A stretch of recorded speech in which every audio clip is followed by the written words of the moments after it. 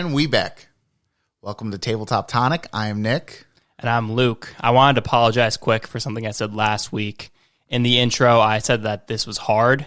A lot of you called me out for lying. This is the easiest thing I've ever done in my entire life. I just want to apologize for deceiving you all. This is like, we could be sleep talking, and do this. This is the easiest thing we've ever done. Yeah. Except for all the work that it takes to True, yeah. to put it up. But the talking part's fun, though. But Exactly. I did want to mention quick, I saw this in the news earlier, that I think this happened like last week. Mm-hmm. But so this guy in Liberty, New York, which is in the Catskills region. Our neck of the woods. Yeah, our neck of the woods. Had a gender reveal party, and he built an explosive device for the party, and it exploded, and he passed away. And I'm not going to make fun of this guy, because... No, it sucks. It does suck. And to have, like, to be a kid and your father, like, pass away before you are born, that's a terrible thing. Especially for your gender reveal party. Yeah, well, we need to outlaw gender reveal parties. You know, this is going way back. So you remember the California wildfires? Yeah. Were started, not the more recent ones were started because someone was having a gender reveal party, and it was like they had fireworks go off or something. Yeah, so that one was, there's like these fields of like wheat in California, which is historically a very dry state. And people go there for parties and stuff because it's like very picturesque. Yeah. And they lit off an explosive device.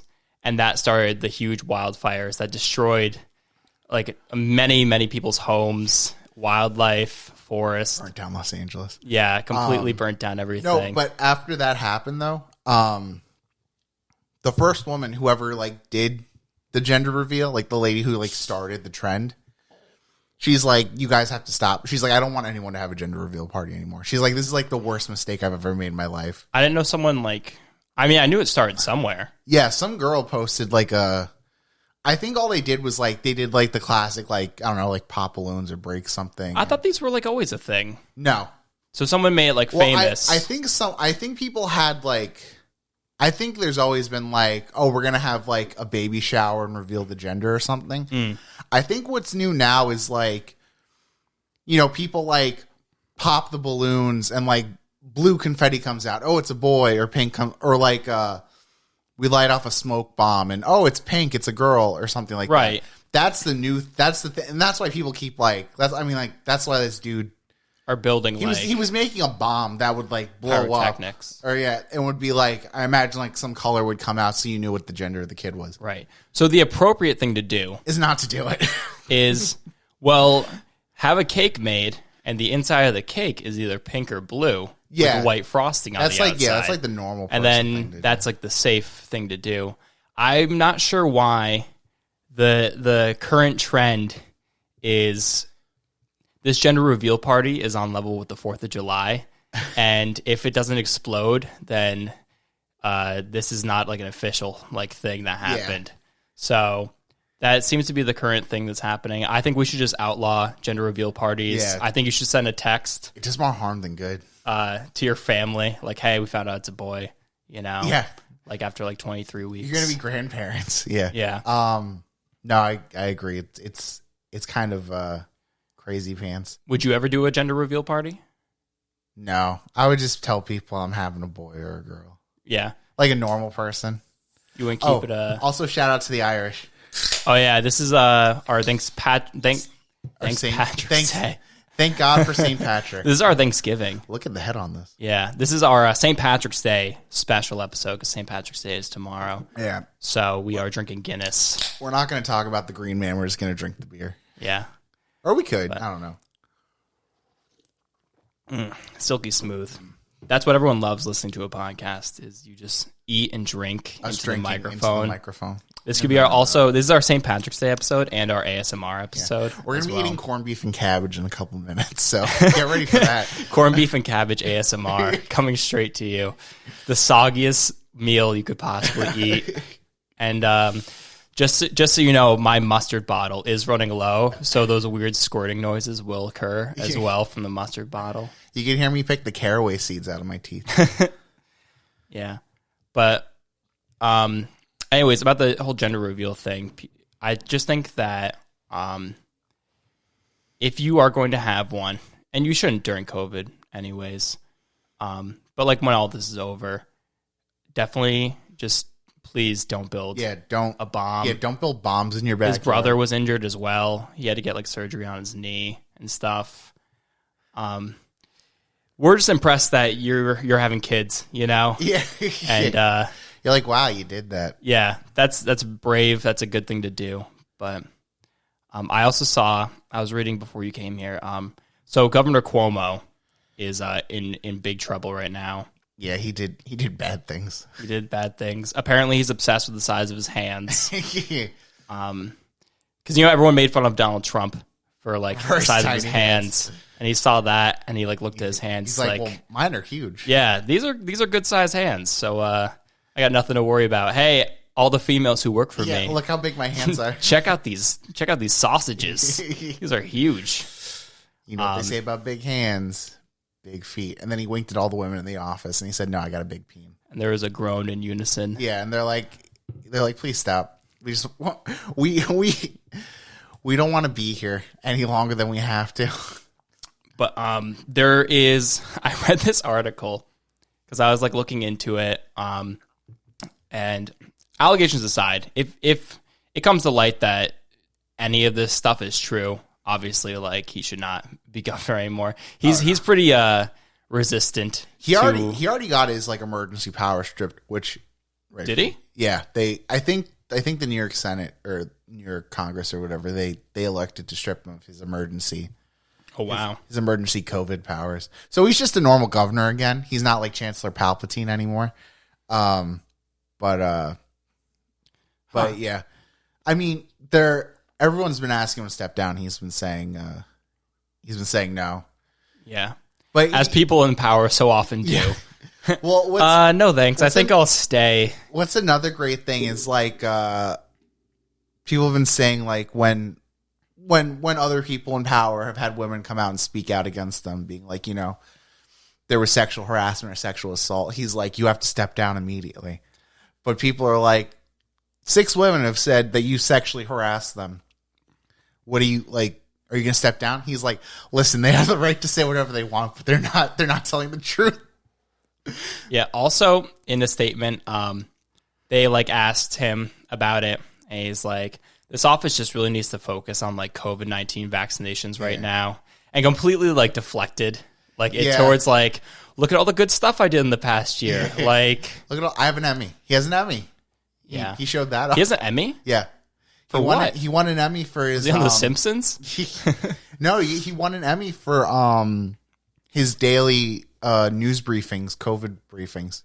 He got an Emmy for that. Is that like one of those Emmys that you don't go up and accept the award for it? Yeah, it's like they just send it to you. Yeah, because they have like you were telling me there's like for like the award ceremonies.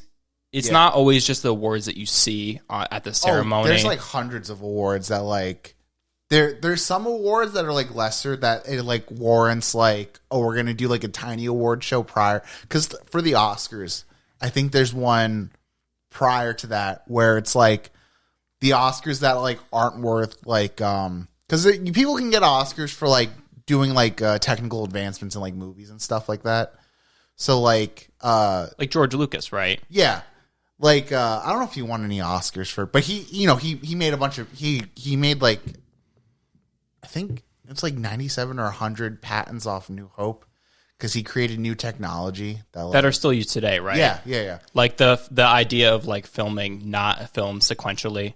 Yeah, non-linear editing, which led to the Avid program, which is an editing software that people still use today. It's pretty crazy. Yeah. Everyone remembers like the prequels, but he kind of pioneered like a lot of.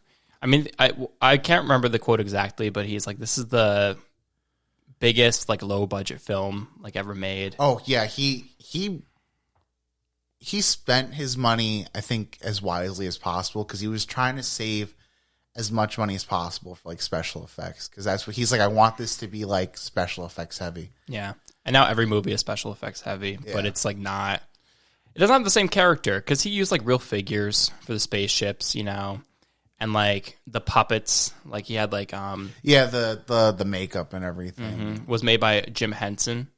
Yoda was made by Jim Henson, Yeah, Yoda was made by Jim Henson, but he's not a Muppet though. no, he's not. And he's voiced by Frank Oz, right? Yep, Frank Oz, who is Miss Piggy, also does a voice for Miss Piggy. Frank Oz is Miss Piggy. Yeah, Yoda and Miss Piggy. They are very similar voices. Oh my god, I never Yep. like put that connection in my head. I never seen like Yoda riding on Luke's back and thought like, oh, that could be Miss Piggy as well.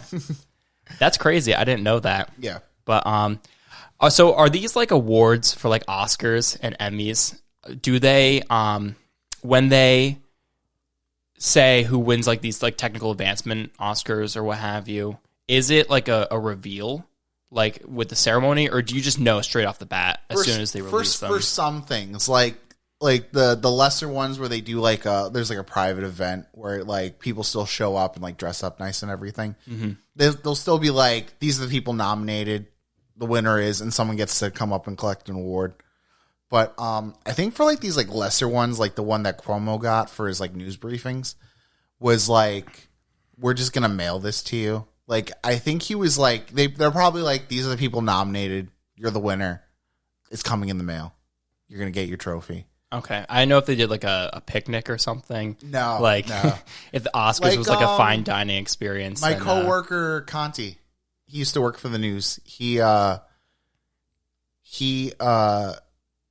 I think he won an Emmy. I think he told me he won an Emmy, but he was telling me that I can't confirm that. I think he told me he won an Emmy.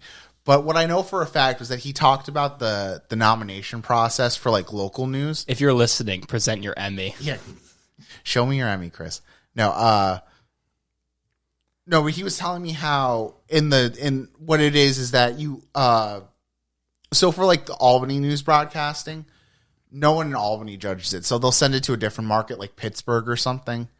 And likewise, someone from like, I don't know, like Minneapolis or something like that would send like what they want their nominations to Albany. So they sit around and they watch all like these news segments that are nominated. Mm-hmm. And then they decide, like they vote. And I assume you submit like what the crew thinks is like the best segments for. Yeah, exactly. Because these smaller ones, because like I know News Channel 10, Channel 13, I think CBS 6 in Albany. I think they all have Emmys, but it's like that's not something that gets broadcasted, and that's not like something like there's like a panel of judges. Well, there's a panel of judges who watch it, but it's not like these like. It's not like the Hollywood Foreign Press or something is watching this. Right. And they're like, that was the best news package I've ever seen in my life. Emmy for you. But it becomes more of like a smaller thing where it's more judged amongst your peers, I think he was saying. Okay. That's pretty cool though to like get like an Emmy like that. Even though daytime TV is dying. Yeah. So sex pervert Andrew Cuomo got one of those. Okay. Yeah. Very nice for him. I hope there's a lot of sexual deviants who have Oscars, and yeah, that seems to be a general theme, right? Yeah. Of it all. That's pretty sad. But like, have you ever watched a clip of like people thanking like Harvey Weinstein for all he did for them? Yeah. And like, or like you've seen like interviews where like they're like, without Harvey Weinstein, this movie couldn't be made. Blah blah blah. Or he's a fucking psycho. Apparently, Brad Pitt like threatened him one time. Oh, really? Because he was, oh my God, who was Brad Pitt dating? It wasn't, oh my God. The harem of women. We really need a producer to like Google things for us. Because the amount of things that we say. Because I think he dated Jennifer was Aniston it, at who has time. Goop? Gwyneth Paltrow? Gwyneth Paltrow, yeah. Yes. Did he date her? Yes. Okay, so Harvey Weinstein was being like weird to her. And he like threatened him. He's like, if you ever like talk to her like that again, like I'll kill you. Jeez. So good for Brad. Yeah, good for Brad Pitt for standing up to the man. I met someone, I'm not going to say any names, but I met someone who his girlfriend was his receptionist at his office. Oof. And so she said he never he was so like in his head, like I'm above everyone. Like he never talked to her or like associated Just with on her. a complete power trip. Yeah, he just like would walk past her every day. But she was saying that he would hire prostitutes and like they would like check in, like walk into his office. He would do his thing and then they would like leave. She's like, that's like the grossest thing I've ever seen, like on his side of things. That's crazy. Was do you remember when he was like he first went to court and like the allegations came out, he was out of the public eye, and then he went to court and he was like all like hunched over and brittle and like using a walker and stuff. He's like, I'm dying. These women took my power away from me. Do you think that was like you think that was a show? Yeah, he was pretending. Yeah. 100%. Yeah. I mean, he's a scumbag. Yeah. So I wouldn't put it past him. Because I was just wondering if like the effect of like everyone like thank you in their speeches and stuff going from like that and like having power for something like that to like going to the level with like zero power and like notoriously like hated amongst like everyone. If that really does like take a toll on you, like psychologically. Maybe you turn into like that little Voldemort thing in King's Cross, like in Deathly Hallows. Oh, you just like are a shell of your former self. Yeah, you're no longer this powerful. I think what a lot of that has to do, especially with like people like Harvey Weinstein or even like Cuomo, they're in such a high position of power, and I think they also, and in Harvey Weinstein's case, he's the guy that brings the money to all your projects. He's like he's Mr. Money. He's executive producer. Yeah, he's the and it's Weinstein Corporations, right? So you're coming to him to be like, not only is he putting money into your project, he's like he's also throwing his name on it, which at the time was like, you know, oh, it's a Weinstein Corporation. Like, no, you don't want his name anywhere near. Yeah. You could pay me money not to put his name on stuff. I'll say this right now, and I don't know if you're going to agree with me or not, but I mean, me personally, Weinstein will never be on like the label of this podcast. Are you telling me this podcast will never be a Weinstein production? This will never be a Weinstein production. Stop saying that. We're not going to win the Oscar. God damn it. All right, I'm sorry. No, I'm kidding. Sorry. No. But fuck Harvey Weinstein, he's a piece of shit. You can quote me on that. All right, but no. I'll put it on the website. Yeah. Nick Dorica says. But yeah, no, I think those dudes that are like, I mean, everyone always jokes about like, oh, you gotta do the producer a favor to like get in. That's always been like a joke, like a show business joke with like women. But it's like one of those jokes where like that's like it's like very true. It's a joke because it is true, and everyone's kind of hush hush about it. And like everyone's been joking about like Priest and like little boys forever. Yeah, and then like it comes out that holy shit, this is actually happening. Yeah, it's like a thing. Yeah, and everyone's like, okay, like we were joking. Yeah, but like I guess the joke is actually based in like some realistic like situation that happens all the time, which is like sad. But I mean, thanks to like all like the trials and everything, it seems like things are getting better for at least in the aspect of like you don't have to blow a producer anymore to get a part. Yeah. Also, like the thing is though, if you are, I mean, like look at like Cuomo for example, right? Like if this stuff comes out and it's like true, I mean today, one of his accusers who worked for him, she did a 4-hour interview with investigators. With and like she produced 120 pages of evidence that, I mean, we don't know like how damning it is or not, but if you assume that it is, that's pretty crazy, like the amount of stuff that like he has. And you would think if you are a person, specifically like a man and like in power, that seeing all this like stuff like happen, like these people being like toppled down, in the same fashion that we did to the royal family last week, you would think that like I heard Queen Elizabeth still hasn't recovered. Yeah, you would think that you'd be like, oh shit, I better stop now. But I think it's something with like people who are at that level, who have such a power that is like they feel as if they're like untouchable in a way. And like, oh, it won't be me because like these people are like fools, and I'm like I play it safe. I do this, I do that. They just never get like They never get the message to like cut the bullshit, and they always just like keep doing what they're doing because I think it's like an element of like power in general. Yeah, where you will always see yourself as like this untouchable force that can't be taken down. Yeah. And you're like, I'm the governor of like one of the biggest states in the country. Like, yeah.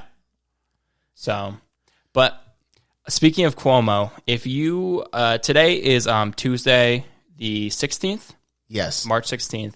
If you're in Albany tomorrow, make sure you look to the skies, because on Wednesday the 17th, which is tomorrow, there is a plane flying above Albany for 2 hours that has the banner that says New Yorkers say Governor Cuomo should resign. Yeah. Or something along those lines. Like I'm heavily paraphrasing. Yeah. There's also a billboard on 787. If you guys aren't from Albany, that's like the main throughway through Albany, or highway through. I don't which one is it? I don't know. Is it a highway? No, it's an interstate. What am I talking about? 787 is an interstate. I have no idea the difference between a freeway, a highway, and an interstate. You know what's funny about? Okay, well, we're gonna come back to this. I just want to say, what's funny about the freeway is that it's not free. You have to pay for it. The highway's free. Okay. I don't know why it's called a freeway, because you have to pay tolls to get onto it. I mean, ever since they took the toll workers away, I've just been driving through. Anyway, You're just assuming so no one's paying. It's free for me. No, they take your registration away if you do that. But yeah, no, on 787, I think there's a sign up that says Cuomo resign also. Wasn't that union workers who paid for that? I think so. Yeah. Because I want to know who has plane money. Yeah, I couldn't afford to. It has to be for 2 hours. The article I read did not say for 2 hours also who was funding it. It did say, I think it was like 3 different human rights like activist groups, like 3 activist groups were like funding it to do it. Because it's like a pretty universal like thing. It crosses boundaries. It crosses the aisle in terms of like. Well, he's also got that stuff about like he lied about like the nursing homes. Yeah, like sending people to the nursing homes and stuff like that when they had COVID. I'm surprised that's not as big as like the sex scandal. I feel like those 2 things should be talked about simultaneously. Like I feel like everyone's forgotten about like, oh, he was like pretending like he was like Well, to be fair, the article I read today, because we do so much research for this, I read an article like 20 minutes before you came over. But it did mention that the covering up deaths in long-term care facilities, which I'm pretty sure is nursing homes, right? Long-term care facilities. Yeah. That's the nice way of saying nursing home. Yeah. But I was just curious who has plane money, and also who's ever been like on the fence about like Governor Cuomo, and then they look up in the sky and they're like, God, please send me an answer. I like this man for so many reasons, but I'm unsure about these allegations. And then a cloud moves, and you see a plane that says, dragging behind it, "Go home, Cuomo." Go home, Cuomo. There we go. And then you stare in the sun for like 15 seconds too long, and you look down, and you can't see anything, and it's like a sign from God. Oh, I hate this guy now. Yeah, Cuomo made me go blind. Yeah, and I want him to resign. Yeah. So. Yeah, I'm just, I don't know. Interesting times in the capital of New York. Yeah, it's the same thing with like these billboards too, right?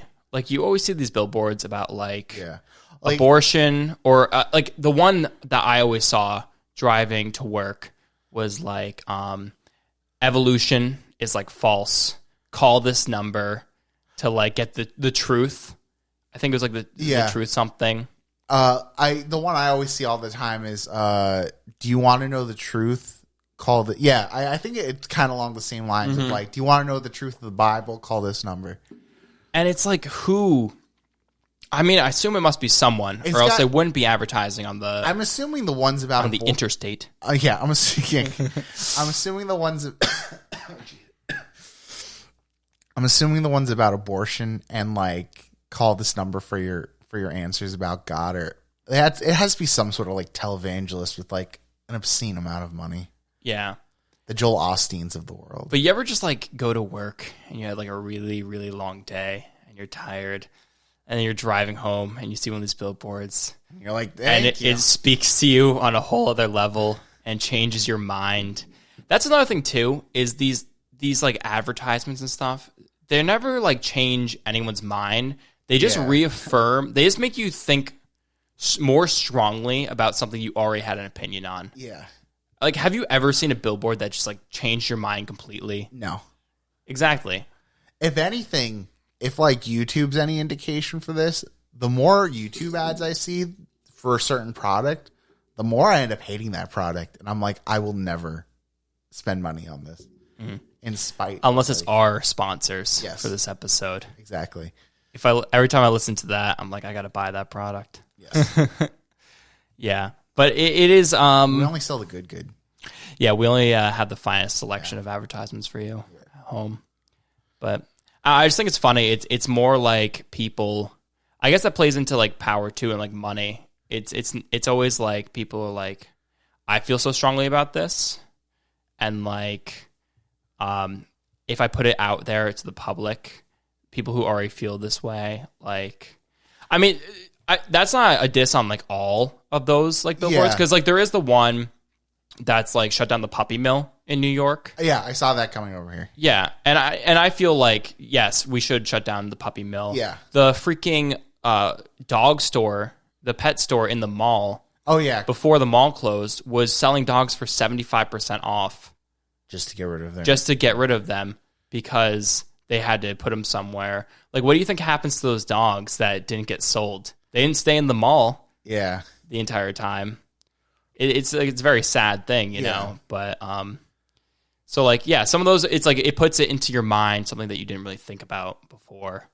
But yeah, I think certain like, especially like the billboards that are like hard change opinions, like whatever, like trying to like hard change like people's like belief system or something like that. That's never gonna work. I feel like almost 99.9% of the time. There might be that one person that I don't know, you cracked, you got through. But like, I don't know, if you see something that's like, you're wrong, I have the answers, are you going to be like, you're right. You're right. You know what? Or are you going to... you have billboard money, so you must be Yeah, right. you have billboard money. You tell me what I need to think. No, but like, would you be like, you can go fuck yourself, buddy? Like... People are just driving down the road looking for the what the New York State Lottery is at. Yeah. You're either looking, That's the only one that's anyone the ever only cares billboard about. that anyone cares about, yeah. You know, because it's permanently there because it has LED signs behind it. What number is the lottery up to? And which exit is Chipotle at? Yeah.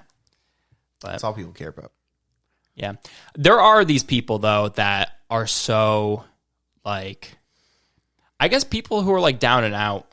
I mean, it's the same thing with cults, kind of, right?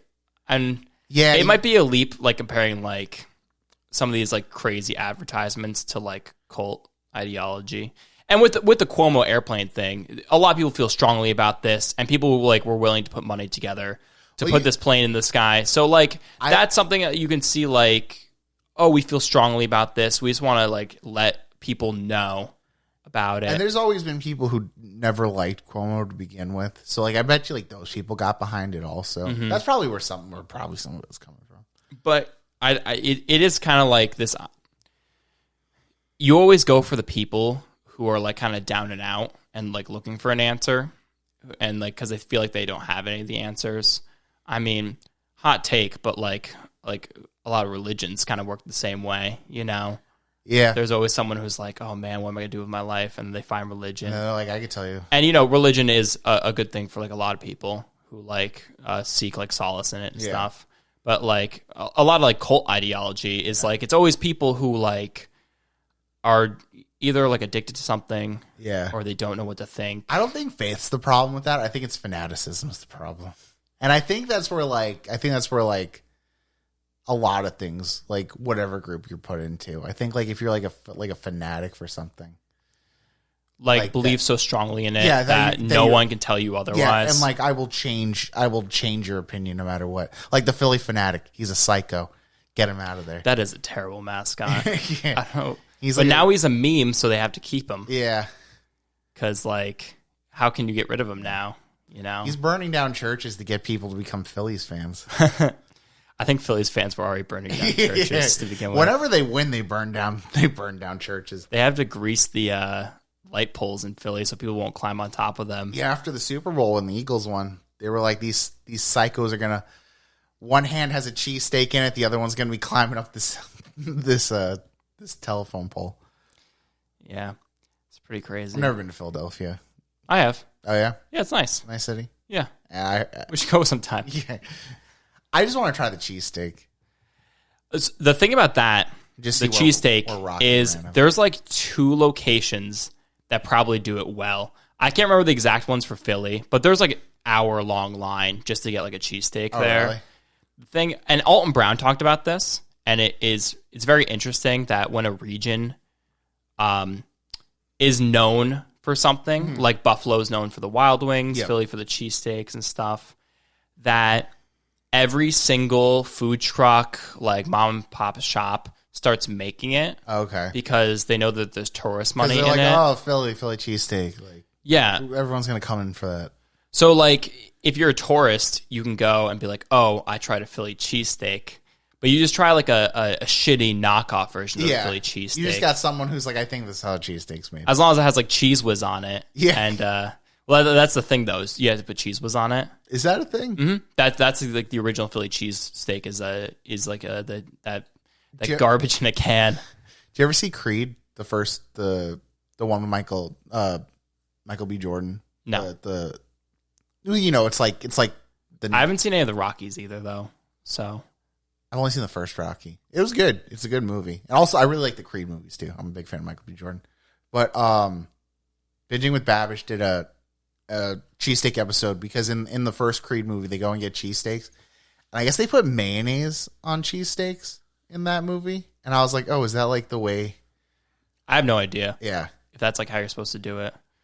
But I've never been, like I said, I've never been to Philadelphia. They might love mayo there. I don't know. They might eat it by the jar.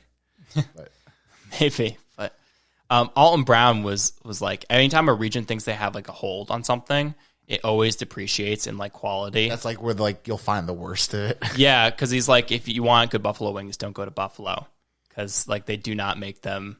Because every single bar there is like, oh, try a real Buffalo Wild Wing, And I think it was the Anchor Bar in Buffalo that made like the first like a buffalo wing. Never been to Buffalo either. Oh, really? My dad's been there, and he's like, We'll "This go is there, like too. the worst city I've ever been to." It's the second biggest city in New York in terms of populace. Oh, behind New York City, I'm assuming. Yeah. Huh? I don't know if Yonkers is included in New York City, I but think so. yeah, Buffalo's the second biggest per capita. Huh. in New York. My dad's like, that's like the most depressing place he's ever been. Oh, Yeah. Anywhere. Okay. I liked it when I went. They have a very nice theater there. Yeah, I've never. He also said Los Angeles is like the worst, which I think there's some truth to that also. LA is the worst. He went to LA once, and he's like, I fucking hate this place. There's too many people. Yeah. Well, everyone's moving out. Everyone's either going to Texas or Florida now.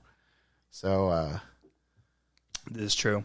well, Liking Austin, Texas is a personality Actually, now. let me rephrase that. Not everyone's moving to Texas or Florida. Everyone's either moving to Austin or Miami right now. Which I'd move to Miami if I could. But You would move to Miami? if I could, if I had the means. Too hot for me. I love the weather. Uh. And I also like beaches. I like swimming. Oh, I like beaches too. I'm a beach boy for life. Beach boy for life. But I don't know. I hate people who say this, but it's like I like seasons. I like seasons too much. I mean, I love. I think my favorite season is fall because I think up here especially it's like really nice. But, Yeah, I mean, people come here to like witness like fall yeah, in and its true form. we get like the leaf peeping guides and everything. Yeah, But I don't know. I mean, also I used to live in Florida, so I don't, maybe there's that a little bit. could have like some nostalgia towards A it, little bit, yeah. stuff like that. My favorite part about visiting is it's not my favorite part. It's actually the worst part. Is when you get off the plane from like leaving New York. It's always like you're either cold or like frigid when you're leaving, but we're so used to it. And then you land and you walk into the airport and it's like AC'd to like 65 degrees. And you're like, okay, it's slightly warmer than when I was on the plane. You'll walk outside, you get hit by a fucking wall of like hot water. Humidity. Yeah, and you're like, what is going? Like bananas start growing out of your suitcase all of a sudden. Like, Damn. I watched this episode of Parts Unknown, Anthony Bourdain, and he was like, the best Philly cheesesteak is in New Jersey. really? I went there for like a really good Philly cheesesteak. I like this like bar that just like made them. Huh. So it kind of just speaks true to like the. I know, like in New Jersey, they say they have like they claim like they have even like better like New York style pizza. Also, I think there's like that part. There cannot be like truth to that. Yeah, there's no way that's true. There's like I know there's like what is it? It's like Lombardi's and not Toastone. I watched the whole thing on this too. There's like the original like pizza places in New York City because all the pizza places, like the original places in New York City, used to be just bakeries. And the reason they made pizza was that it was like the throwaway dough that they had that was like the leftovers. They would just make pizza out of it because all like it was mainly like, and it was like mainly in like Italian areas. All like the men who were going to like the sweatshops to work and stuff, they would stop by and buy the pizzas off of them because they cooked it in an oven and they would wrap it in paper. And then while wherever they were working, they'd go down to the furnace and throw it in real quick to heat it up again. Okay. And so it was like, pizza was like a throwaway food in New York City. I know a popular consensus is that like the more fermented a dough is, it like taste. There's like a taste in like the yeah. So that could like also work if it's like throwaway dough. It's like fermenting longer. Yeah, it's been like more gluten structure in the dough. Also, like this is going back to like probably like what early 1900s. Like no one had a refrigerator. Everything was just outside. Yeah, rats were walking. You basically like had sourdough for like anything that you had. Yeah. It was like essentially sourdough. Yeah. That's like when I make pizzas here. I slow ferment them in the fridge for a week. Let them sit for a while. Yeah, and they get like that kind of like fermentation funk, I guess you could call it. That pizza you made the one time I was here was really good. Yeah, too much flour, but that was partially my fault. No. I need cornmeal. I put too much flour on the bottom of your cardboard peel. No, I mean we were literally like wiping off, like trying to like wipe off the flour with paper towels in order to eat this stuff. But no, I'd need like a way hotter oven though than what mine can max out at, and like a pizza steel and stuff like that. I definitely want to get an uni after you told me about them. Oh, the uni Kodas? Yeah, those outdoor ones. You want to be a sponsor, Uni? Hop on this right now. Yeah, they get to like 900 degrees, right? Yeah. Well, I'm looking for. I want to make like I don't know because I've been trying like pizzas like as much like if I can like get like I don't not a lot, but like if there's like a chance I can get like a slice of pizza for lunch from like a different place, I just want to try it to see like what makes theirs different, right? But there's like some things I find like I like in other places. There's not I've yet to be a place where I'm like this is the best slice of pizza I've ever had. Mm-hmm. Like I've always had pizza and I'm like, oh, this is good, I like it, but it's not like this is definitively like the best piece of pizza I've ever had. Yeah. And the thing with pizza though is that it's kind of like in like modern culture, it's like a cheap food. Yeah. So the ingredients really don't change too much depending on pizzeria to pizzeria. Yeah, pizza's up there with like the hot dog and stuff where it's like, oh, I can get this for like the $1 slice. So you can get like $1 slice. Yeah. So like they're all using like the same can of tomatoes, you know, like same like low full fat, low moisture mozzarella for like melting and stuff. They get into these huge bricks that they only sell to like pizza places and stuff like that. So it matters more like how you use the ingredients than actually like what's in it, I guess. Yeah. But supposedly New Haven, Connecticut has like amazing pizza. Oh yeah, I love New Haven, Connecticut. Have you been there? No. Oh. Because they're famous for, well, they don't call it pizza, they call it a Beats. And it's just they spell pizza with an A in front of pizza, and they call it a Beats. And I guess it's like the pizza's thinner. There's not much of a crust on it. It's like nice. It's like crispy. Mm-hmm. But I guess they're famous for like regular pizza, and then because they're like right on the water, they're famous for they do clam pizzas also. What the fuck? Yeah, clam pizza. These motherfuckers are putting clam on pizza. I don't know about that, man. Supposedly, that's I love clams and I love pizza, but some things I'd be willing to try it. Oh, I'll try anything once, maybe even twice, you know. But that sounds pretty crazy. Yeah. But that's what's happening in New Haven. Have you ever tried 40 pizzas in 30 days? No, what's that? Oh, Papa John. Like our Papa John. Yeah. I mean, I talked about this a little in like the short episode. You want to talk? You want to shout out that real quick? Oh yeah, I just did like a 10-minute like deep dive into Papa John. We're gonna do these little. We'll probably do these little things more and more. What'd you call it again? Just like little shorts that we're gonna do. Like the general podcast, we like chit the chat and stuff like that. But we have a lot of fun ideas for like these 10-minute shorts that are gonna be different from each other, and they could be like documentary style or like role playing stuff like that. And so we're going to throw some more of those up there as like little bonus episodes on the podcast. You did a good job with it. Thank you. I thought it was very funny. Thank you. Give that a listen. But yeah, Papa John ate 40. I didn't really like elaborate on this very much, but Papa John ate 40 pizzas in 30 days. But he did not. He recently clarified that he did not eat the entirety of every pizza. He only ate, like which I calculate is about a slice every 2 hours, assuming that you didn't sleep the entire 30 days.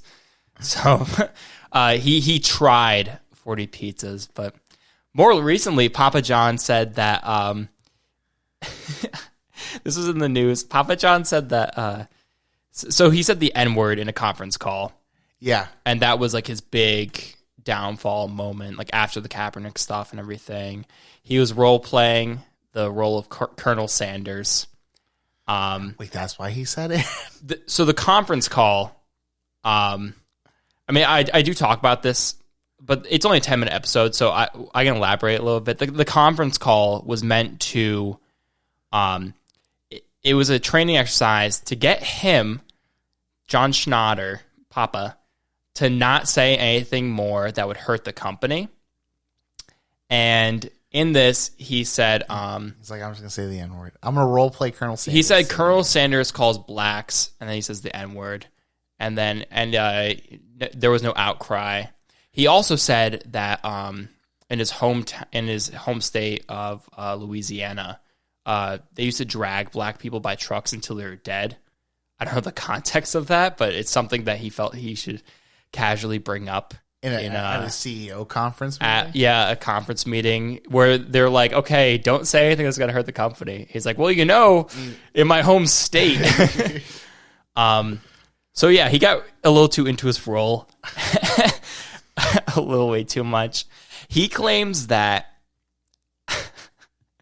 the whole thing was a setup, and that because one of the people on the board fired the media company that they worked with the next day. And apparently the media company was blackmailing them. Like, we're going to release the audio of this phone call if you don't give us like $6 million. Because I guess that's what the media company spent to, and these are all his words. So take it with like a shaker of salt. But they said, if you don't give us $6 million, then we are going to release this audio. And so I guess the company he stepped down, but like it was forced by the company. But he thinks like it was a setup, that the whole thing was like meant to like, because they didn't want him in the company. So it was like an internal coup, essentially.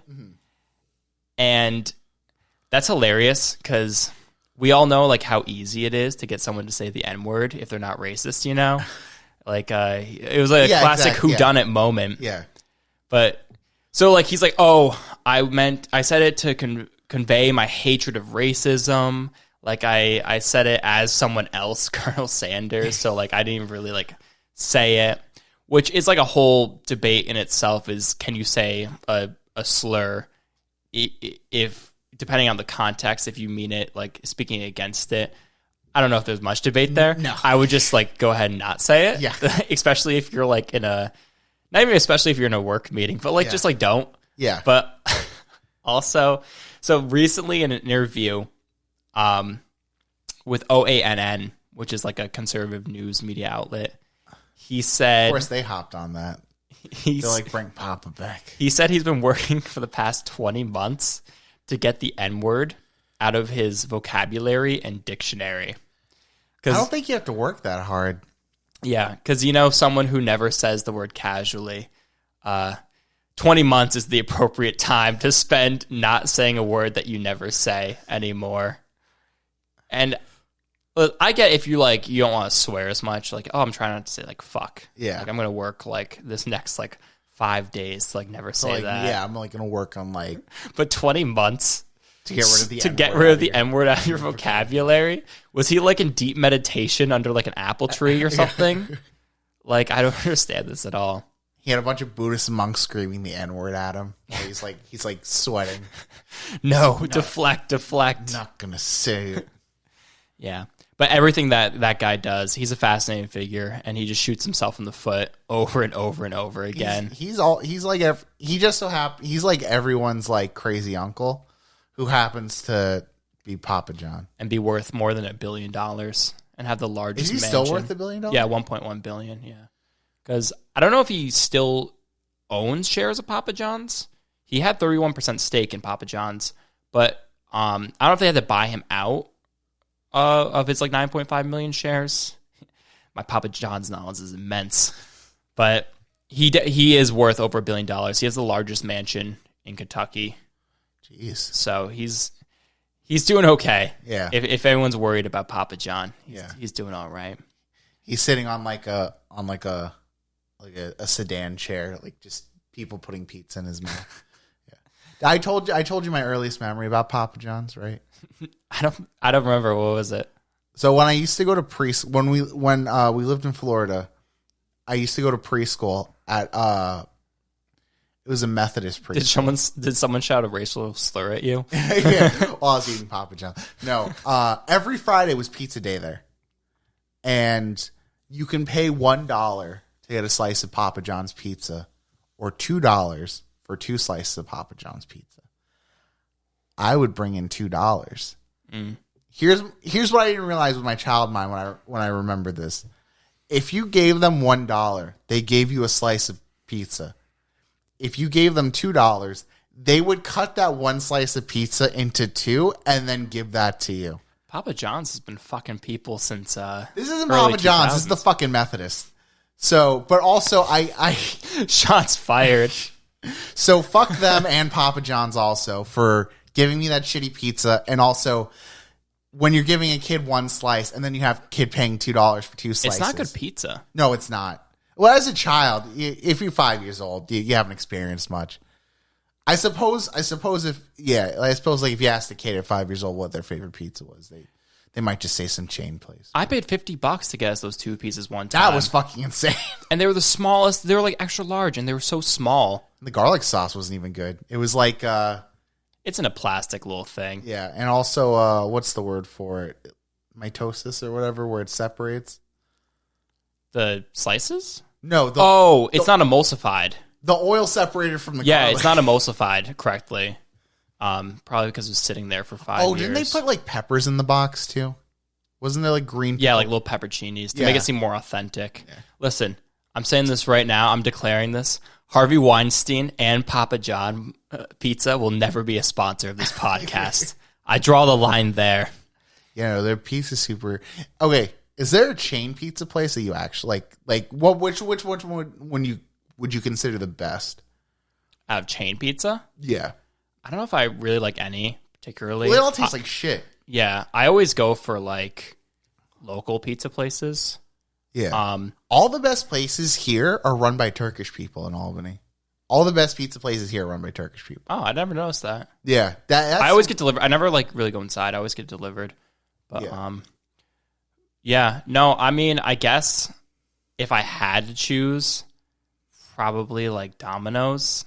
But they probably set the highest. yeah, but I wouldn't if I don't have to. If there's like a local place near me, even if it's like not a great local place, it's still better than any chain place at all. Because the thing about like the chains, they're just there 100% for the profit. Yeah. But That's like wherever you find an Applebee's, there's like a Chili's across the street. yeah, they always go in the same locations. Yeah. And it's like It's always used to be like a wetland that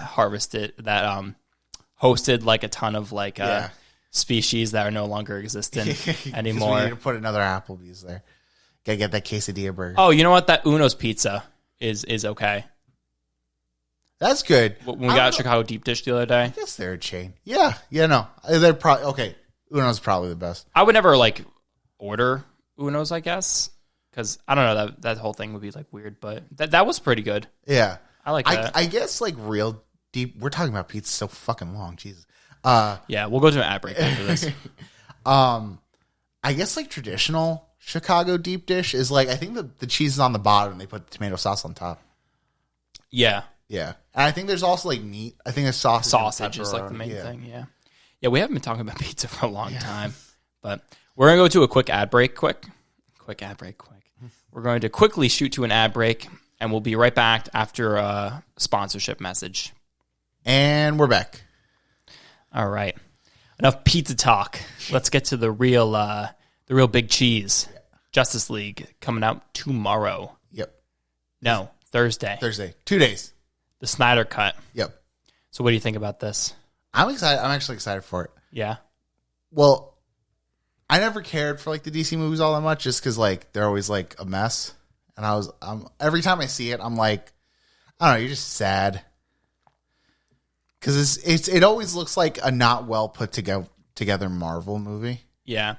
Like we went together to go see the Justice League movie. That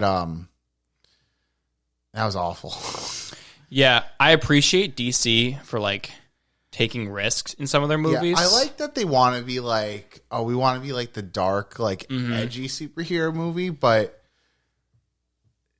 they're like, I don't know. They're like, we're going to do like just whatever. Whoever wants to make a DC movie, come on up. They don't have to be related to each other. And like, they're also like dumping everything like as they're going. Like they've gotten rid of Ben Affleck as Batman. They've gotten rid of Henry Cavill as Superman. I thought he wasn't officially out of it yet. I think they made it. I think they haven't made their decision as yet. But I think they're like leaning towards like throwing him away. He's better as Geralt. I mean, Yeah. I like him as a Superman. I like him a lot as an actor. I thought he was a great Superman, and I also like him as Geralt in The Witcher. But you know, I don't know. DC just doesn't know what they're doing. But I feel like, okay, before I get into all this, do you know what the deal was with the original Justice League movie? It was Zack Snyder, right? Yes. And then he was fired or quit. Yeah, so he was fired halfway through filming it, and I think his daughter also passed away while he was filming it. Oh, that sucks. Yeah. And I don't know. And I think like Warner Brothers wasn't happy with whatever direction he was taking the movie in. And then they were like, we're just going to fire you, and we'll have Joss Whedon come in because he's done the Avenger movies. I think it's just Joss Whedon. Is it Joss Whedon? Yeah. Who apparently is also an asshole. Yeah, who's also like, a piece of shit. There's a trend to this episode. Yeah. And he just hacked it to death and was like, I'm just going to make the Avengers again.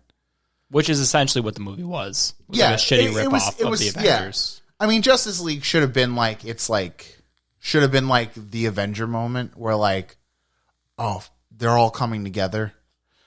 Like, do you remember how it felt to see the first Avengers movie?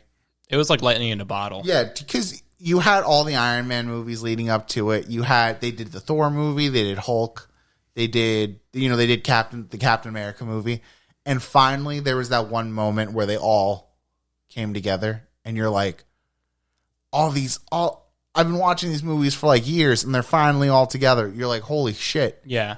But each character had their own individual setup. Yeah, and you understood where like everyone was coming from. We only got Batman and Superman for the Justice League movie, and then Wonder Woman came out afterwards. I think so. Because it was Dawn of Justice, and then it was Justice League, right? Yeah. Well, no, Wonder Woman came out before. Did it come out before? Because everyone's like, that was amazing. Yes, okay, it did come out before. And then you see her again because she's in the modern era and Yeah. stuff like that. Like, what's she doing now? But I know, so Man of Steel, which was the first intro into like Zack Snyder's DC films, that wasn't that great.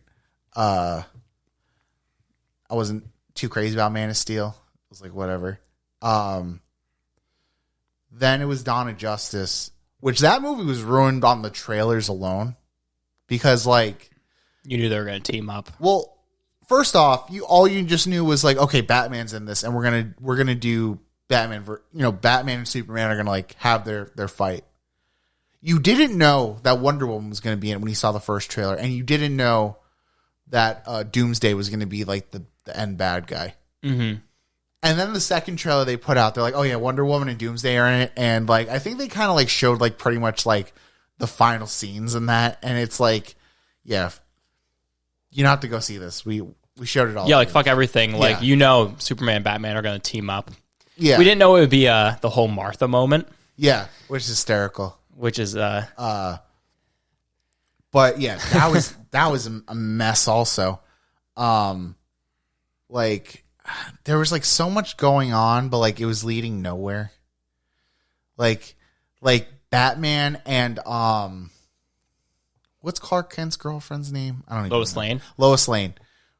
Her and Batman were trying to figure out the same thing, and Batman figured it out like half an hour earlier in the movie than Lois Lane did, but for some reason we had to keep Lois Lane try to figure out what Batman already figured out. Yeah. And yeah, and then it was like silly with everything. Yeah. That's like a common like trend now is like You know what? You like this character. Before talking about this, I was excited for the Justice League. Now I'm like remembering what the other movies were, and I'm terrified to watch it now. But apparently this new one is very good. And it's a lot of Zack Snyder's original footage and not a ton. Well, yeah, I know this is like what he like originally planned for like the DC universe to be or what he intended for the Justice League movie to be was like this big event that's happening. Right.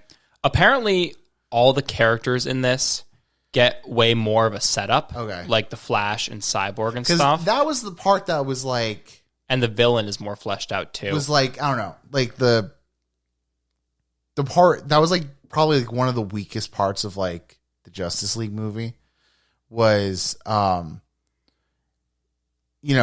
we know Superman because he's been in 2 movies. We get the deal with Batman, even though he kills people. Yeah, because everyone's made a Batman movie, so we get Batman's deal. You don't have to explain that too much. Yeah, even though he's murdering people in this, which I hate. Yeah. And then Wonder Woman's in it, even though like, and you kind of get her background because the Wonder Woman movie came out prior to Justice League, right? I think so. Yeah, our producer will email us shortly with the confirmation of that. Or you guys can like, I don't know, leave a comment or something and be like, no, you're wrong. And then we'll address it. Because we're all about facts on this, okay?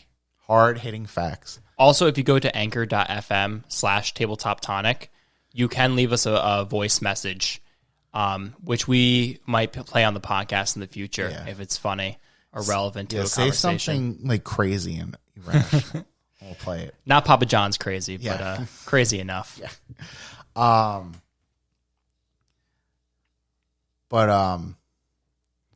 But yeah, so you have an idea of, okay, Superman, Batman, Wonder Woman. Even though Superman is dead in the Justice League, that's not a spoiler. That movie's been out for like years. If you haven't seen it as yet, that's your own fault.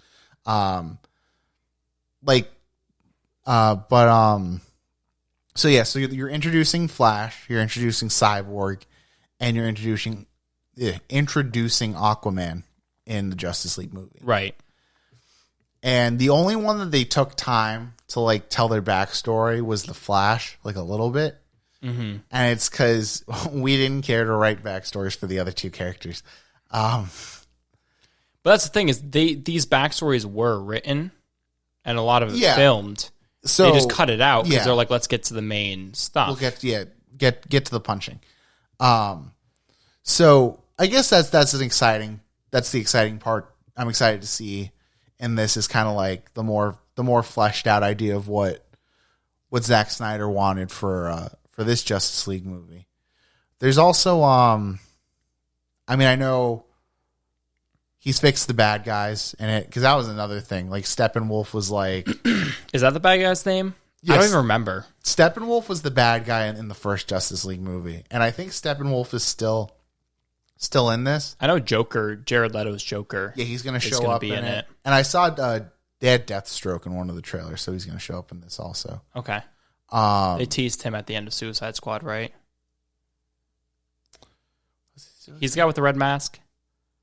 Yeah, he's the one with the mat. I think the Yeah, mask. they like teased him briefly at the end of Suicide Squad. Was it Suicide Squad or was it? I think it was the Justice League movie. Oh no, it was Dawn of Justice, because you remember he breaks out. He helps break out Lex Luthor, because you remember he's on the yacht. Okay. Oh, okay. Yeah. Yeah. I was just confused about that. But End of Suicide Squad. That scene was Joker breaks out Harley Quinn. If you remember that. Okay.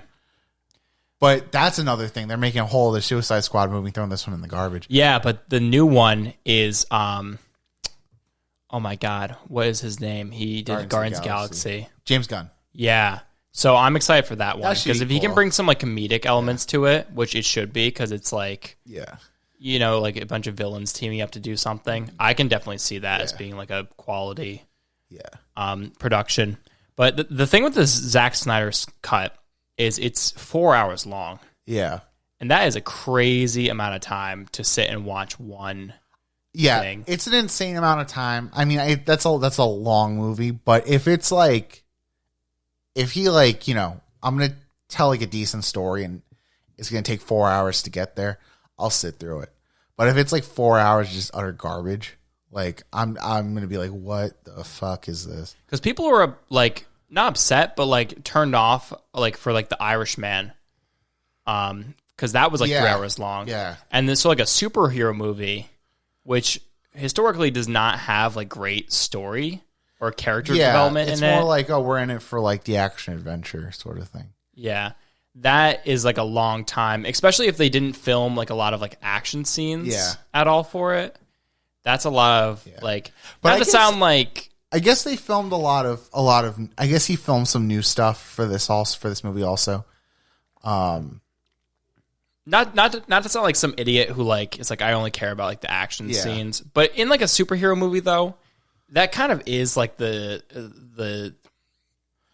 That's like what the everyone- thing that Yeah. you go to see is Yeah. like the action. Like when everyone went to go see Endgame, like you're there to see like the final battle between them and Thanos. Like that's what you're looking for. I mean, if the character development is like exceptional in this, where it's like actually a good like story. I care about like what's happening. That's the one thing. And I know he added in the characters that he wanted to add. Like supposedly Martian Manhunter is in this one. I know they in a trailer that he released, they teased the scene with Green Lantern, with a Green Lantern in it. But I don't know if you remember in Justice League, they show like a second of a Green They show Lantern. it with the flashback when they talked about like the history of it, and the Lantern Corps was there in the one scene, which is cool. But like Green Lantern doesn't show up for the entire movie. Just the Green Lanterns are in that part. Because it was Ryan Reynolds, and so they have to figure out what to do Yeah, with. I mean that isn't part of like the new universe. Yeah. Ryan Reynolds movie. It's part of the Deadpool universe, which is hilarious. But no, it's not part of the new universe. I think Ryan Reynolds could be a good Green Lantern. I just think that movie was so the movie was trash. Yeah, poorly produced. was he Hal Jordan in that? Yes. I thought the Black Green Lantern was Hal Jordan though. Oh, I mean, I could be wrong. I don't know, but yeah. I don't know if you ever watched like the cartoon Justice League back on Cartoon Network when it was, because that was actually a decent. Yeah, I watched it like a little bit as a kid. I always liked that Green Lantern, that iteration of the Green Lantern. But I just thought it was a cool character. But I mean, I know for ever since like Zack Snyder got fired from making the Justice League movie, people have been asking for the Snyder cut for ever. We didn't even know if it existed or not. Yeah, it was like a rumor last year. Yeah, Zack Snyder. Well, even like when people were asking for like, we want Zack Snyder's cut of the movie, like he teased it a lot. Yeah, we just assumed that like, I don't know, he would like throw together. It'd be like some extra scenes just slapped together. But he was. I guess this is like his like entire vision, where he's like, this is what I wanted to see from beginning to end. And I read some reviews, which you got to take with a grain of salt, because reviews are not always reflective of like personal enjoyment. I mean, look at like we went into Last Jedi and thought it was going to be the best thing we ever saw. Oh yeah, the Star Wars, that's a whole other conversation. People were calling that like the best Star Wars movie since since Return. I mean, Empire Strikes Back, which and that was like the biggest lie I've ever been told.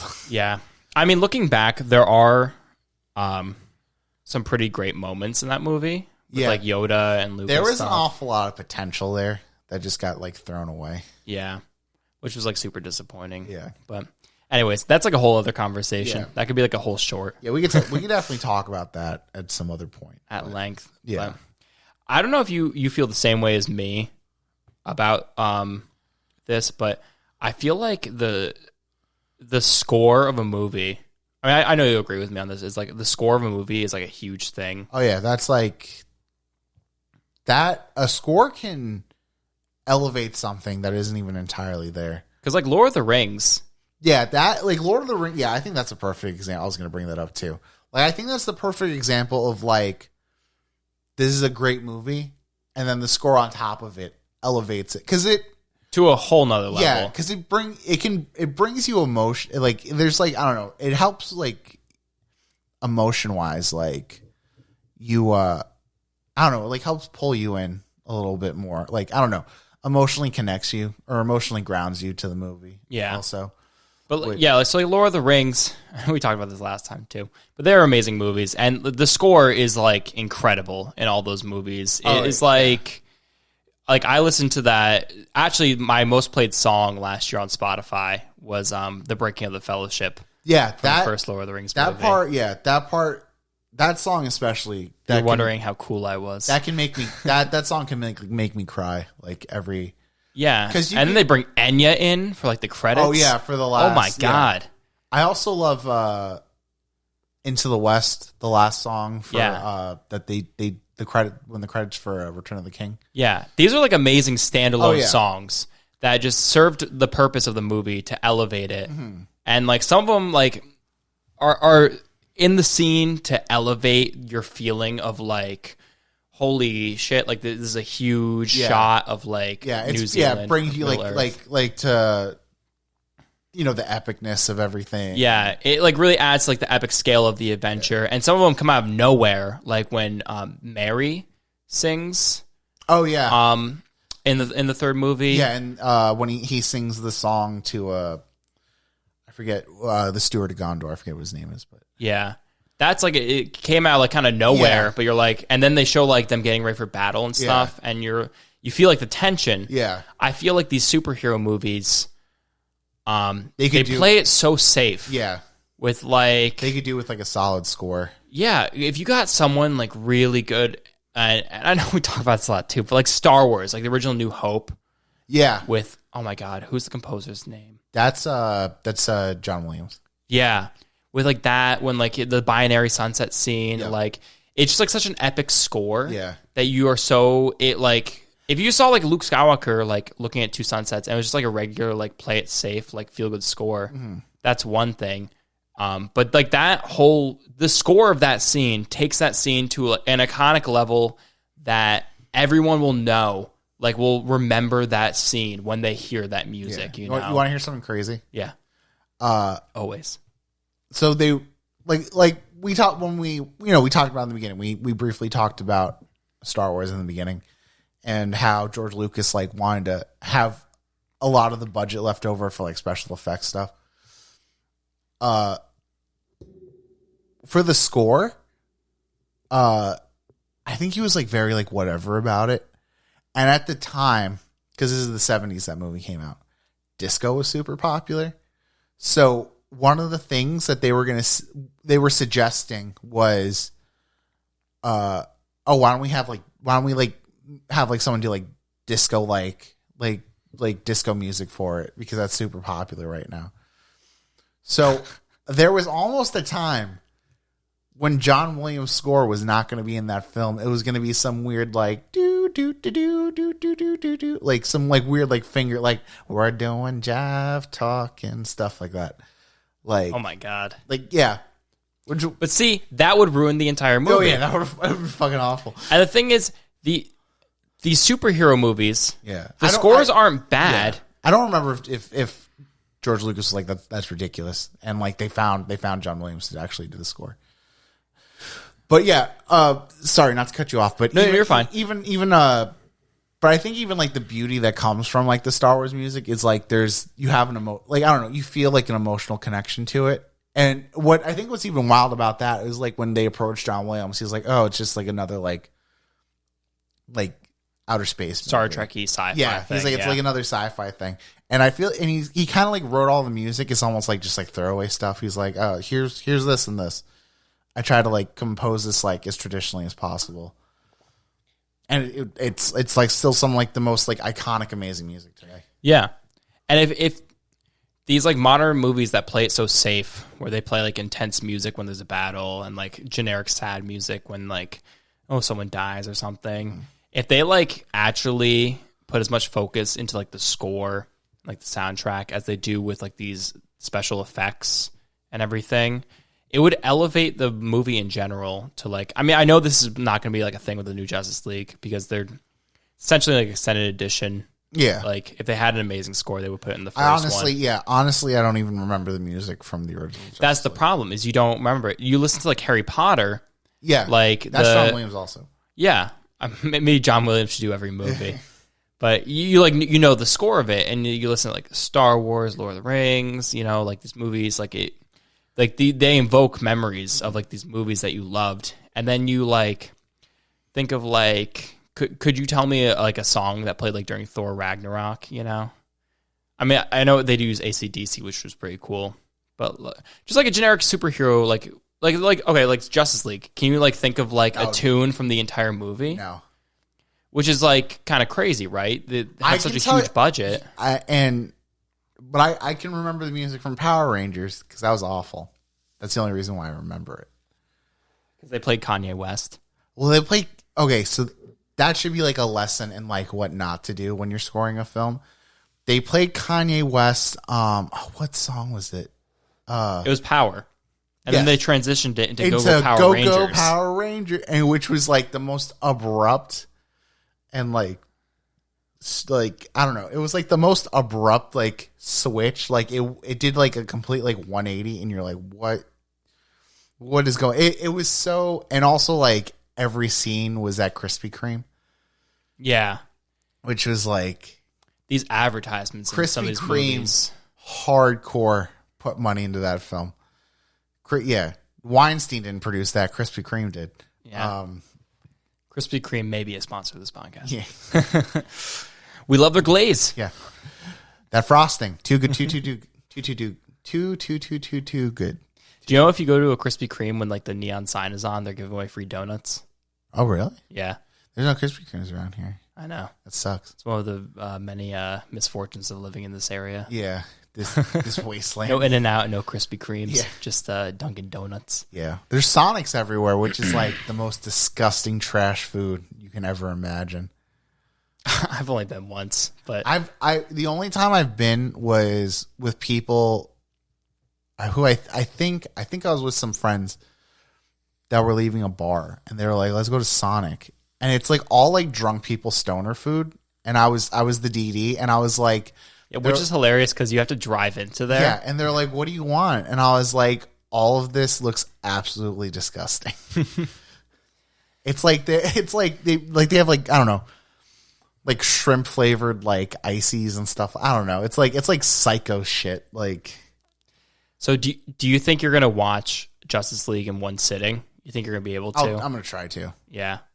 I'll also like attempt to, but if it's like too much, yeah, sometimes you just kind of need a break, you know? Yeah, I might need to give myself like a little intermission, but go make some popcorn. Yeah, use the bathroom, stretch the legs. No, yeah, I mean 4 hours is a long time. It is. Yeah, what is it? We looked it up. It was 4 hours and 2 minutes, right? Yeah, which is kind of crazy. I mean, you know, Godzilla versus Kong is gonna be like 3 hours. That I can deal with. You think so? Yeah. I don't know, man. I have way more love for Godzilla than I do for the Justice League. Really? Godzilla is probably one of my favorite things. Probably. He's like the Godzilla franchise, like probably one of my favorite things. I wouldn't say it's like one of my top favorite movies, but it's definitely one of my favorite like all time. But in contrast to this new Snyder cut, where they're extending the time to make like character development, are you afraid that with like a 3-hour runtime, 3+ hour runtime for the Godzilla versus Kong, they're going to throw in a bunch of story stuff that no one cares about? That's the part that makes those movies awful, is that I don't care about like everyone's like human connection. Like I don't care about like the story arcs of like the people. I want to see Godzilla and King Kong fucking rip a city apart. Yeah. I want them, or I want to see like the original like monsters from like the old Toho area. Like King Ghidorah. Yeah, like King Ghidorah. That was I thought King of the Monsters was pretty good. I liked it. I've not finished that one yet. You haven't finished that one? No. That's still this podcast could be named things that Nick has seen that Luke hasn't seen. You know, we have to do there's some movies you haven't seen that I feel like you really need to see. Yeah, like The Godfather. That's yeah, I think that's worth the watch. I think that's something, yeah, if you have like one day that like you have like to yourself. I think The Godfather's on Netflix also. So if one day you have like yeah, I'll give it a shot. Yeah. Have you seen Caddyshack? I think we talked about it. Yeah, I've seen Caddyshack. Okay, you've seen Caddyshack. Okay. But the thing is with that is, you know, for a fact. Not saying Caddyshack and Godfather on the same level. But, yeah. But Caddyshack is pretty good. But they are. Yeah. But no, they're going to throw in a bunch of story stuff. Yeah, which is on I wouldn't mind if it was like serving to the story. I mean, the first Godzilla movie that they did, I think that was probably like the worst thing they could have done, was like every time he's about to fight, they cut to the second. Yeah, I mean, I like that they kept like the tension of it. Like, oh, there's like some mystery, but then the second Godzilla appeared, they cut to like the story about the characters. Yeah, they cut back to Quicksilver and Scarlet Witch, who are married in that movie. That's a fun fact.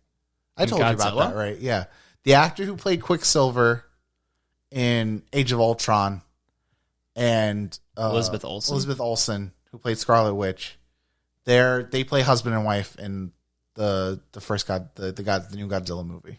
Kinky. Yeah, he also played Kick-Ass. I don't know if you know that, but I did like that movie. But I guess it might be contradictory to say that like we hope for Justice League to do more character development and like less focus on the fights, and then we hope for Godzilla versus Kong to have more fights. But I guess it's like the reason you're watching it. Well, yeah, that's the thing. I guess you could say the same reason why you watch superhero movies. Like you want to watch it for like the cool action scenes. Because we're not really invested in the backstory of Godzilla and Kong. They're just monsters that are going to beat the hell out of each other. I mean, I have a love for like giant monsters, just because I feel like King Kong's thing has like the perfect backstory. He's like, everyone sees him as a monster, but he's just like a misunderstood gentle giant almost. Like the Iron Giant. Yes, exactly. Which is an amazing movie. That's a great movie. That movie will make me cry all the time. Oh my God. I'm surprised they never made a sequel to that. How do they make a kids movie that's like that quality and like story? People used to take their time when they made things. I know. It's sad, right? Now it's about making money. I know. Well, I guess it was about making money then, but I feel like people have like, they're like, oh, there's something I want to say. I feel like the main problem with like all these movies, like the crux of like why we are basically complaining about like some of these movies is like, it just feels like no one cares anymore, or they think the audience is stupid. I guess like coming back to Justice League, I guess that's like why we hated it in the first place, because like after the first 10 minutes, you can be like, oh, Warner Brothers doesn't care about like making like a cohesive like superhero like story. This is like a clear money grab, because they're like, we are way behind what Disney's doing with Marvel. Throw out our best players. Get them out there. Go. Just try to catch up with like the whole MCU. That's honestly what the DC universe feels like. It's like a constant like, we got to catch up with where Marvel's at. Yeah, and we're not going to take our time to do it. If you play catch up, you never really do catch up, because it's so obvious that you're trying so hard to like do something that's been done before. They probably could have like had like a same, or at least a similar film franchise that is either, maybe equal to the Marvel universe, but no, There's nothing. There's no way that they could, because even the Marvel TV shows like have like a place that fits in to like the actual like the entirety of like everything. Like, and their best movie, Joker, does not even really tie into DC at all. It kind of just fits wherever. It's like its own thing. And it's like it like won like Oscars, you know? Yeah. Like, that was like an amazing movie. And they're like, we're not even going to make a sequel. So like, don't try so hard to be something that you're not. Exactly. Just do your own thing. Even if they were like all standalone films that had nothing to do with each other. Yeah, as long as they don't suck and like they're actually like really good. Then just do that. Yeah. I think that. Yeah, I mean, I think that's what direction they're going in.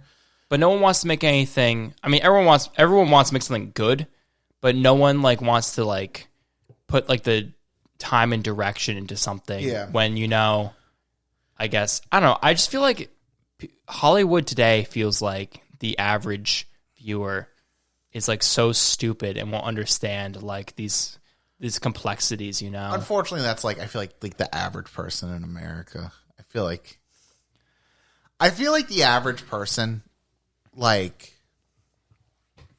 I don't know. I feel like they don't care. Oh, for those of you who aren't watching at home, we have a picture of our favorite member of the Justice League. It's Ezra Miller, who's the Flash, and he's choking a fan, choking a chick from Iceland because he's drunk. Yeah, and he's getting his own movie. Yeah, they're still going through with the Flash movie. Yeah, I don't know. She must have said something really bad to him for people to have been like, okay, guy, okay, we get it. We understand why he had to choke slam this girl. Yeah. I don't really know the context. It's just funny that someone thought like, the fans like talking shit. I think he claimed that she spit on him. And that's I guess that's like a couple seconds before the guy started recording. But I guess we don't have the full context. Yeah. Well, that's probably never choked someone. That's what he said, but I guess like I think according to her, she said I never spit on him. I think she was saying like I tried to go up to ask for a photo, and he's like, "Get the fuck out of my face." Oh, which there are people. There are actors like that, like 100%. Like I think Harrison Ford is famous for that. Like when David Blaine was at his house, and put a card in orange, and he's like, "Get the fuck out of my house." That's a great video. Yeah, no, it's amazing. Yeah, but I don't know. My wish is just like for it to be good. You just like take the audience seriously, like. You know, like, actually care about the characters who are in it, because the audience cares about the characters who are in it, or else they wouldn't watch it. Put in a good score, because it elevates everything to the next level. And not everything has to be like a CGI clusterfuck, you know? But, I mean, I guess we'll see next week when we've both seen it. Yeah. I feel like, I mean, I don't have HBO Max. To go on top of that, we can watch it together. Okay. I have HBO Max. Yeah, I'll mooch off you. You know, I feel like there's no more like epic blockbusters anymore, if that makes sense. In the sense of like, I mean, I understand that, you know, something like Avengers: Infinity War and Endgame are like insane, like, you know, they hold box office records, but there's nothing not anymore. Oh yeah, Avatar took that back again. And Disney's the real winner with that. Because Avatar took over again as the number one. Yeah, that's the other thing. I don't know why they put like. I understand that the first Avatar movie they didn't own that at the time, but like these are two properties that Disney owns. I don't understand why they kind of like want to pit them against each other. Because they always win in the end. Oh, that's true. Because it doesn't matter what the number one and the number two are. It doesn't matter if your two sons are fighting each other. They always come home to daddy at the end of the day. Yeah, exactly. Like, oh, are you such a big fan that you're willing to buy multiple tickets to Avengers just to make it like the number one selling, like number one top box office movie of all time? Then you live a sad life, and we will gladly take your money because it means nothing to us. Yeah. Because we always win in the end. The only solace you find in life is are your superhero films. Yeah. Come here. No, yeah. You know, but like I was saying, I feel like there's no more epic blockbuster anymore. Like Lord of the Rings. I mean, we talk about Lord of the, or like think about like Titanic. Mm-hmm. That's like an epic blockbuster. Yeah, James Cameron literally like went. That had like solid music and was like a solid film altogether. Didn't he like dive deeper than any person's gone before in a submarine? Yeah, to get he did like some crazy shit just to get footage of like the Titanic. And I guess like people worked for like months just making the curtains for that movie to get them just right. Oh yeah, there's like crazy research in it. But like that's why it's like one of the biggest movies. Yeah, is because Leonardo DiCaprio. Or like what else? What else can we think of that's like an older film that's like an epic like? I'm trying to think of like a good like The Notebook. That's a good movie. I've never seen it. Really? That one I've never seen before. It's like, I know it's like total rom-com. Yeah. Oh, not rom-com. It's like a total... It's like a romance movie. It is like, you do care about the characters though. Okay. I've been told even by like, you're not the only guy. I've been told by other guys that are like, you should watch that movie because like, it's actually not as bad as you think it is. Rose watched The Notebook. Yeah. Yeah. You know, they hated each other. Ryan Gosling and, oh my gosh. Is it? No, it's not Amy Adams. It's, I have no idea. Rachel McAdams. That's her name. The girl, yes, the two of them despised each other while filming that movie. I guess there's something to say about that. I think like if there's like if you work hard enough to like go home at the end of the day to be like, I do not want to see this fucking person. Yeah, I guess so. But it was a quality movie though. Because I guess everyone says they had like amazing chemistry on screen or whatever, but the two of them like absolutely hated each other. Yeah, it seemed like it. I mean, it was a movie. Yeah, that's acting for you. They're acting. They're getting paid for it. But is there anything else we want to talk about this week? Do you know what the winning lotto numbers are?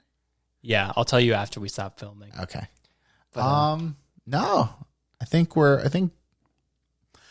everything that I wanted to talk about, I've gotten off my chest. I think next week we therapy, should baby. Yeah. I don't even have to tell my insurance about this. No. I think next week we could hop into Godzilla a little bit more because that's the next thing that's going to come out. Okay. And I'm sure we'll be able to see the Justice League by next week. Yeah. And more stuff about Cuomo is going to to come out. Yeah. Papa John will say he something might not be else the governor stupid. next week. We took him down. You got tonicked, Cuomo. You got tonicked. I think next week, you can look forward to our actual opinions of the Justice League film because we would have seen it by then, hopefully. Mm-hmm. And who knows? Maybe Cuomo might not be the governor by next week. So. Maybe we will both be co-governors, and this will be official state sponsored. We're getting in there, but never Harvey Weinstein. Yeah, and never he's in prison. Never Sonic, and never Papa John's Pizza. Sonic the Hedgehog, yes. Sonic Sonic's going to be our lieutenant governor. He's going to... Ben Schwartz. Yeah. And we're going to have Shadow on gun control. But thank you, everyone, for listening to this episode of Tabletop Tonic. I'm Luke Missler. And I'm Nick Dorica. Follow us on Instagram at Tabletop Tonic. That's something we and follow our YouTube channel, subscribe, and hit the bell. Yep. Also at Tabletop Tonic, and also our Instagram, which is Tabletop Tonic. Also, we'll try to use the Instagram as more of a kind of like a keeping you up to date on things, clips, pictures, just fun stuff like that. Maybe some behind the scenes stuff, like how we set up the studio with like the lighting and the mics and everything like that. And our website, you can get all our episodes on. Yep, so go to tabletoptonic.com. We regularly update the website with new episodes when they come out, including the shorts that we're also going to be doing more of. Mm-hmm. And that also has the links to our Spotify, Instagram, YouTube, and Anchor.fm. And on our Anchor.fm/tabletoptonic website, you can find the links to wherever our podcast is distributed. So anywhere you listen to. At the time of this recording, the only one that we are not on is Apple Podcasts. We're not on Apple. They're picky. But picky. Probably by the time you are listening to this, we will be on Apple Podcast. So and also we also said the YouTube channel, but we'll have it. We got that set up. So if you want to watch that, if it's easier to watch instead of listening, there you go. Yeah, we are filming the entirety of the episodes of us talking. Yep. So if you want to feel like the third person in the room, go ahead and subscribe to that YouTube channel. But thanks for listening, everyone. Thanks again. Have a good night, everyone. All right. Adios.